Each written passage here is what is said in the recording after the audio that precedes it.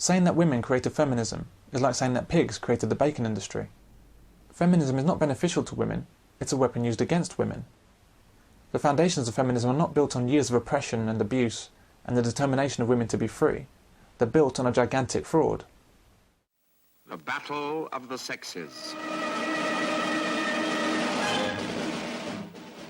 In this timeless struggle for supremacy between man and woman,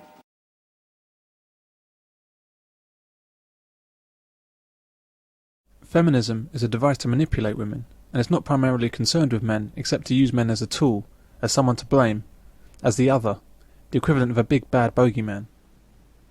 Women like to think that feminism was started by brave, inspirational women marching through the streets.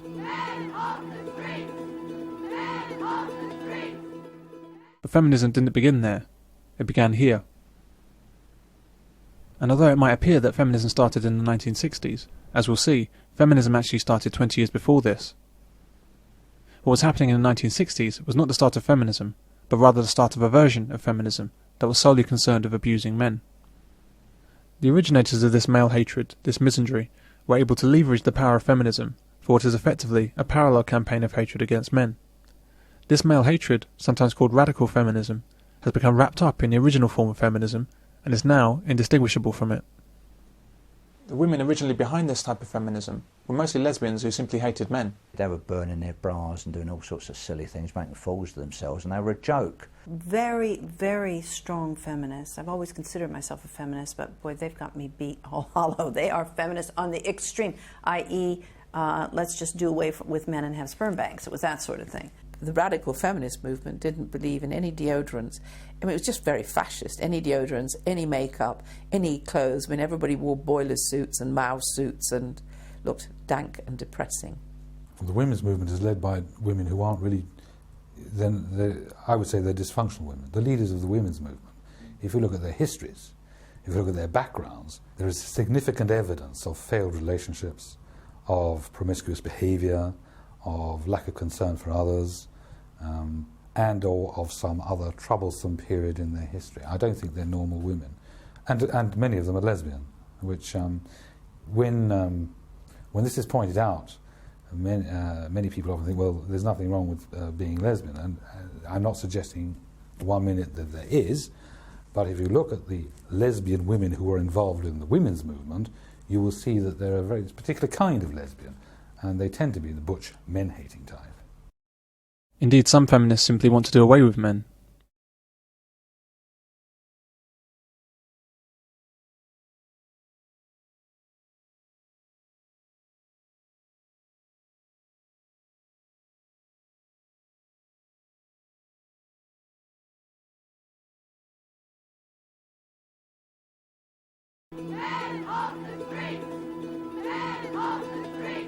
Regarding the feminist movement, what does the slogan, "make the personal political," mean?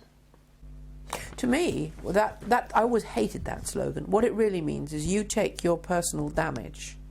And one of the things was very obvious in those very early days of the women's movement, how many of the radical women leaders of the movement themselves had really disturbed backgrounds and were very, very violent. And then you make that political. So if my dad's a shit, all men are shits.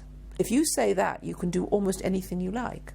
You could go from the personal and make it political. So what happened is a sufficient group of women got together to complain bitterly, because you have to remember the beginning of the feminist movement was a Marxist movement. It was women in the left of the politics in Britain who decided that they had had enough of working with men on the left and were going to have their own, in quotes, movement.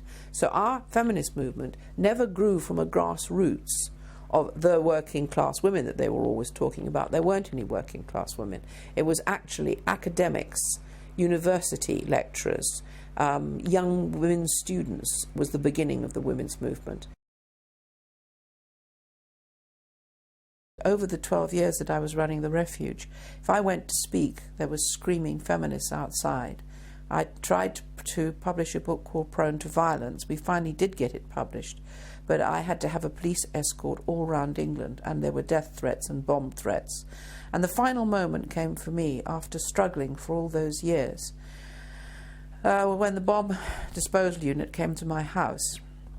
because there was a suspect package, and said everything that came to me had to go to them first because they were concerned about my safety and the safety of my family. And that's when I left England and went into exile for something like 15 years. Later on, in an effort to be taken more seriously, these virulent women went underground and toned down their public message. But their feelings towards men remained the same. The political problem at the time, which is something I've never been able to get out into the open, is that the feminist movement, having formed itself in late 1969-70, never got the kind of support it needed financially because it was so extreme. But then finally they hit on the topic that gave them the credibility they so badly needed, and it also gave them the funding. Well, major agenda for the feminist group is to make sure that they have the maximum amount of financial income from the victims of domestic violence. Later on, and up to the present day, feminism has been adopted by most women as they've seen the advantages that they've been granted over men. Government has allowed these feminist women to spread their hatred against men for decades, when such abuse of any other group than men would have been against the law. And outside, and this is in the press cuttings, there were huge demonstration with banners, and on the banners it said, "All men are bastards, all men are rapists." And I asked the police, I went down and said to the police, if that was black men or Jews, you'd arrest those women. But why don't you They just looked very uncomfortable. And one of them said, "We're frightened of them." I've even received emails from women telling me that my website is illegal because it's an act of domestic violence against women. You cannot complain against women without them feeling that they have a right to abuse you, to threaten you, to intimidate you. And when it comes to the mainstream media, newspapers and whatever, they won't receive a few emails. They'll receive thousands of emails, thousands of letters orchestrated by the feminist lobby, which you must remember is extremely well funded. And so the women are goaded into believing that they are being abused by the male population. Government has turned a blind eye to their activities because it helped to further its own ends by turning women against men. Feminism as we know it was truly created during the Second World War. Women were forced into the workplace by the demands of war in far greater numbers than ever before in history. In the arms factories, men and women worked long hours to fill the gaps in British defences. Men who were excluded from combat duties still carried the greater burden of production, but women had to take part as well. Changed women's lives forever, with many of them learning new skills such as driving bombs or moving tiny replica arrows around giant walls, using only stepladders and their natural sense of But at the end of the conflict, the surviving men came back from the front. Those that still had their limbs intact and who had managed to retain their sanity went straight back to work. Women gratefully left the factories and went back home. Business and government didn't like this one little bit. They'd had their eyes open to the potential of women as workers alongside men and wanted them out of the home and back into the workplace. It was this desire, primarily motivated by greed, which started the quest to persuade women to work. Feminism was born. Feminism is about exploiting a new market, women. A better word for feminism would be put women to workism. This far more accurately describes the true nature and purpose of feminism. But the difficulty faced by business and government in putting women to work is simple to understand. Why should they? Why would any privileged group shrug off the luxury of not needing to work and willingly take up jobs when there's no benefit to them doing so? It's equivalent to persuading the Queen to trade in Buckingham Palace for a job in the local laundrette by telling her that she's oppressed by not having a proper job. The fact is, no government could ever make women go to work against their will. She's got a man working for her, she's living quite comfortably, she's looking after her children, her husband and her home. What would she do with the kids if she was working? Why would she want to be apart from them? So instead of even attempting to force women into work, government and business use the pathologically selfish psychology of women to make women choose to go to work for themselves. This is not to say that women had easy lives before feminism, but what is true is that women's lives were more focused on the needs of their families, whereas now women are forced to be more focused on their 9-to-5 jobs. The most difficult task, and what should have been impossible, was how could mothers be persuaded to abandon their own children to childcare whilst they went to work? Today's announcement is also looking at pilot schemes across England to give 2-year-olds a place at nursery. It would seem like an impossible task, but the establishment was fortunate enough to have two powerful weapons to use against us all: the selfishness of women and the stupidity of women. I thought of several ways to describe the behaviour of women with regard to feminism, but I was forced to settle on stupid under the sheer weight of evidence. The true irony for women, so consumed with self-interest, is that feminism is not about setting women free. It's about enslaving them. Women would have been far better served by rejecting every notion of feminism. If they'd done so, they'd be leading lives of much greater freedom than they do today.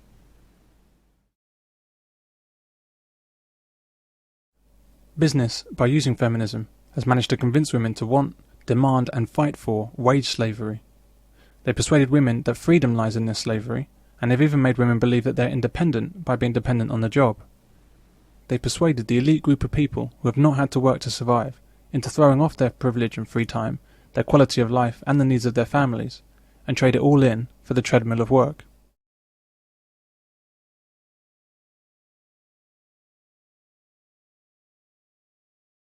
If you can look at all the family tax credit systems and that type of thing, and payments to encourage the childcare facilities and that sort of thing, then obviously that's the route that they're taking. And if it appeals to women, and women have been told and brainwashed over the years that you've got to go back out to work, and they have been brainwashed, and there's all these childcare facilities as well, then you end up with a society that's moving along that line of its own volition. Government has used feminism to grow larger in power by attempting to act as a replacement for men and fathers. By splitting up men and women, and by deliberately failing to support family, government has ensured that women stop looking to men for support and reach out to government instead. Amy, are you getting enough from the state? I don't think I am, no. What do you get at the moment? Just Pardon? What sort of help do you get? I'll get housing benefit and income support. Government policy of not supporting the family. One father, one mother under one roof with its biological children. That's no longer supported. You have the radical feminists who are pushing to exclude men from the family. That's one of their avowed aims. We want men out of the family. Unfortunately, we are described as the enemy. By drafting equality laws and lying about the treatment of women at work, government has enraged women and made them even more determined to regard men as the enemy, to compete against men, and to flood into the workforce. To outlaw discrimination against you if you're black, if you're a woman. Men who work full-time still earn 40% more per hour than women who work part-time. We're going to tackle sexism in the city. Female vote tends to be the moving vote. When you go back past previous elections, the male vote tends to stay fairly static. The female vote is the one that shifts. So if they can shift that female vote into their camp, and it means giving them whatever it is they need to give them to keep them there, then that's what they'll do. It's only politics. But government's aim has never been to make women happier or improve their lives. Just as with business, its aim has always been to get more economic use out of women by removing them from their children and putting them to work. And this is sold to women as a positive thing for families, and women are stupid enough to swallow it and ask for more. Maybe if they gave us a little bit more leeway with childcare and the whole area around childcare, then maybe we could go back and support ourselves. That under Labour, breakfast and after-school clubs like this one would guarantee affordable childcare before and after school. It is not about children being abandoned in schools for 10 hours a day all year round. Parents can drop their children off 7 o'clock in the morning, don't have to pick them up till 6 o'clock in the evening. Tony Blair thinks this is a model for the rest of the country. He wants to introduce this in every primary school right across the country, and he says he can do it within 5 years. Government doesn't even try to hide what they're doing, and they're brazen enough to tell everyone. But women still don't get it. Fairness is important for our economy. An economy which sees no one pushed to the margins or excluded brings the widest pool of workers to employers, brings the widest pool of workers to employers, brings the widest pool of workers to employers.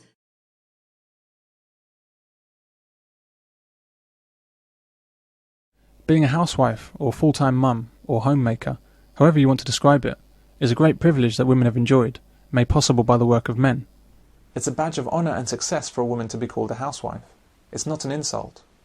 Yet somehow, business and government have convinced women that not having a job is somehow demeaning.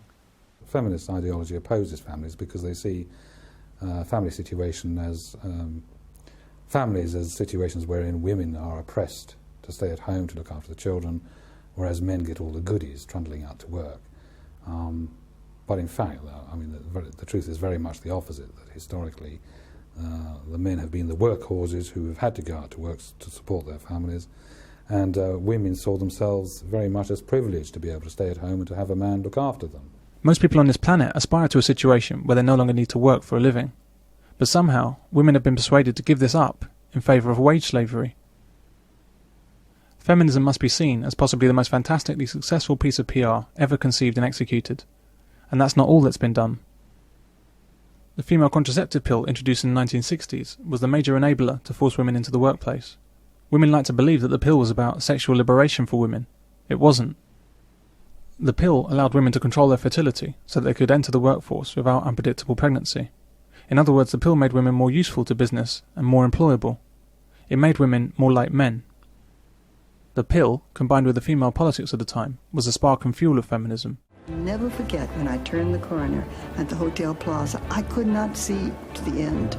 It was the most exciting day. It was the time that the women's movement became a movement. The ideas and plans of business and government to properly exploit women by putting them to work truly came to fruition during this period. The key was to make women angry. Government and business found this very easy to do. The campaign in the United States is another stage in a long fight. Since the start of the century, women have been battling attitudes that hold them back. Yet around the world, half the people still can't enjoy all the freedoms the other half take for granted. Newspapers and television broadcasting in the 70s was dominated by feminist journalists. This enabled the hateful and biased views of feminism to become mainstream. The most successful part of it is that at that point in the 70s, if you think about it, the majority of women who were journalists internationally were very heavy radical feminists. So they had the women's pages. And of course male journalists and male editors, seeing it as, in quotes, a woman's problem, left it to them. And very quickly there was a savage kind of censorship, and anybody who dared argue was in very serious trouble. If you don't agree with us, you are against us. It's a politically correct game. It's intimidate. You cannot speak your mind because you are deemed to be offending people. And the only people you can offend with impunity are men, particularly white, heterosexual men. You've got everything of those, that everything is stacked against you. They obviously put a great deal of effort into moving outside of the status of victims.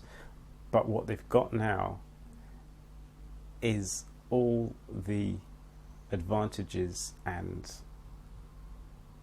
protection that comes with the status of victims when they're not actually victims anymore. And they would say themselves that they're not victims, and yet they claim all the powers of victims, so you can do no wrong. Whenever men try to speak out, or articles are written that in some way oppose the feminist agenda, women's groups, women's lobby groups, will stir up in their gullible female supporters hysteria, and they will claim and they will argue that the attacks that are made on the feminist movement and on the female point of view create a climate of fear amongst the vulnerable females in the community, and therefore they should not be articulated at all. The problem is that they still think of any comment from a man or any attempt of a man to gain power as being at the expense of women. So men are being hobbled in trying to gain power for themselves, because any man gaining power is gaining power at the expense of women across the board. So in other words, the very act of protesting against the feminist movement is deemed by them to be creating a climate of fear. So men must not speak in case those women who happen to be vulnerable out there hear you. No man can help themselves, because when a man does that, they're taking it away from women. Why was it female psychology that took over, if you like? Well, firstly, they were in charge of publishing. They spend 70% of the money. They are therefore very important from the point of view, say, newspapers and the media in general with selling their wares. They will lobby companies and suggest that if they are supporting views which are inconsistent with the feminist movement, they are supporting abuse against women.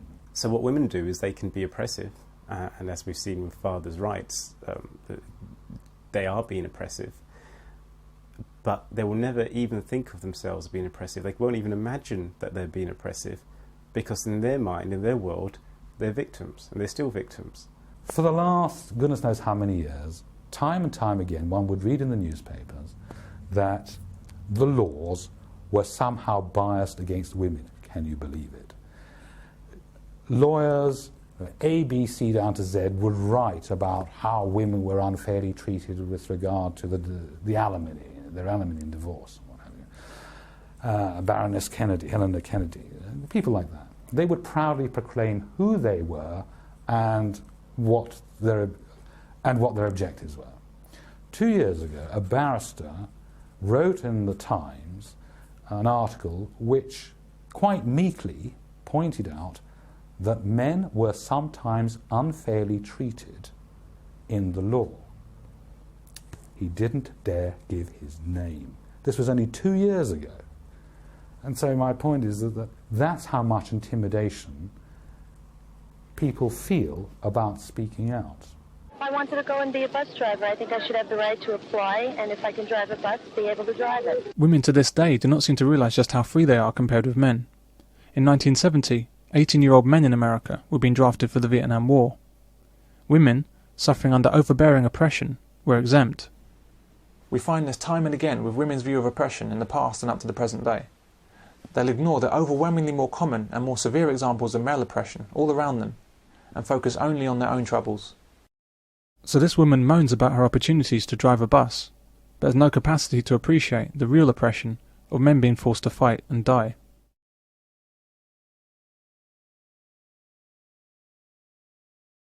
In today's world, business sees even more money to be made from the stupidity of women. It's made them dissatisfied with their current level of slavery, and has made them demand more. So we have the pay gap myth, bogus sexual harassment claims, and the glass ceiling myth. All these are created and hugely exaggerated to make women angry and feel like they aren't getting enough in the workplace. We also need to hold on to equal pay. Women work for 76 cents on the dollar for the same work that men do. That's not right in America.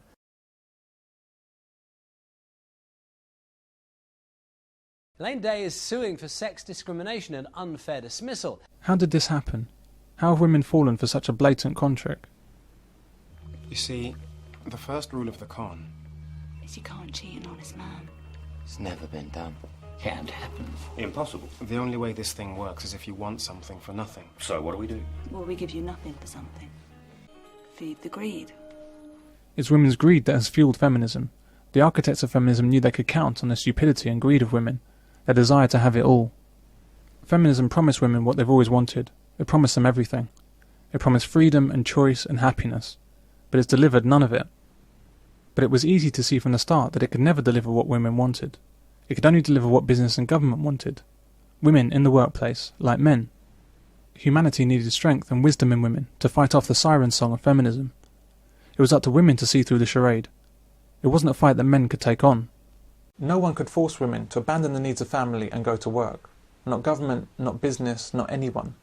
It was up to women to reject feminism, or have it take over all of our lives. Unfortunately, women chose not to fight it, but instead embraced it.